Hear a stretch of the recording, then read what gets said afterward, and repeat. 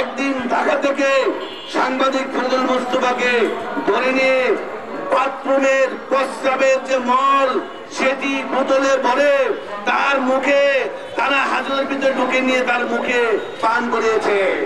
এই সাংবাদিক মোস্তফাকে ডান চোখটা নষ্ট করে দিয়েছে, বাম চোখে আঘাত করেছে, দিলে দিলে তাকে আঘাত করে মৃত্যু সজায় পড়ে আছে সাংবাদিক ফজল মোস্তফা।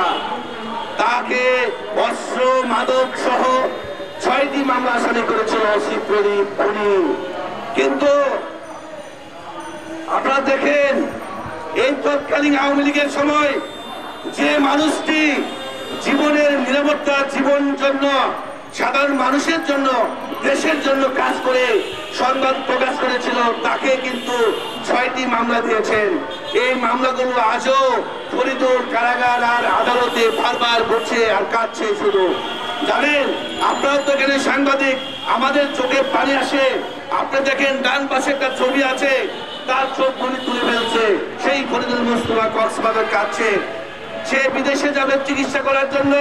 তার পাসপোর্টটাকে কক্সবাজারের ডিএসবি পুলিশের রিপোর্টের কারণে পাসপোর্টটা বন্ধ করে দিয়েছে। মানে আওয়ামী লীগের ফেসিবাদরাই তাকে মামলা দিয়েছে, খুনি ওসিফ তাকে মামলা দিয়েছে, খুনিরা তাকে জেলে ঢুকিয়েছে। কিন্তু তাদেরকে আবার শেল্টার দেওয়ার জন্য আবার ফরিদুল মোস্তফাকে অত্যাচার করছে, অনাচার করছে। আমি বর্তমান মাননীয় প্রধান উপদেষ্টা, মাননীয় স্বরাষ্ট্র উপদেষ্টা এবং পুলিশ প্রধানকে বলতে চাই, এমন ফেসিবাদের সময় সাংবাদিক ফজল মোস্তফাকে যেভাবে মামলা দিয়ে তিলে তিলে তার জীবনটাকে ধ্বংস করে দিয়েছে, এই মামলাগুলো দ্রুত সময়ে প্রত্যাহার করে সঠিক সময়ে আমাদের মাঝে তাকে ফিরিয়ে দিতে হবে। না হয় আমরা আজকের পর থেকে সারা দেশের সাংবাদিক নিয়ে আমরা কর্মসূচি দেব। আরেকটি বিষয় বলতে চাই, আপনারা দেখেছেন ফেসবুক টেলিভিশনে গাজীপুরে আসাদুজ্জামান সাংবাদিক তহিনকে হত্যা করা হয়েছে।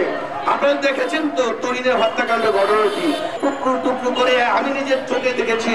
একটা মানুষকে 11টি টুকরা করেছে, 11টা টুকরা করে হত্যা করা হয়েছে। কিন্তু গাজীপুরের তৎকালীন পুলিশ কমিশনার ডক্টর নাজমুল খান তার এই দিক নির্দেশনার কারণে এবং পুলিশের দক্ষতার কারণে গাজীপুরের আমাদের এই মামলাটি 15 দিনের মধ্যে চার্জশিট দিয়েছেন। সেই চার্জশিটের কারণে এই মাসের 25 তারিখ নভেম্বর মামলা চালকরণ হবে, সাক্ষী শুরু হবে। এটি বাংলাদেশের বিরল ইতিহাস হবে। বাংলাদেশে তহিন হত্যাকাণ্ডের ঘটনায় 8টা আসামি গ্রেপ্তার হয়েছে, 8 জনকে চার্জশিট দিয়েছে, একটি নামও বাদ দেয়নি পুলিশ।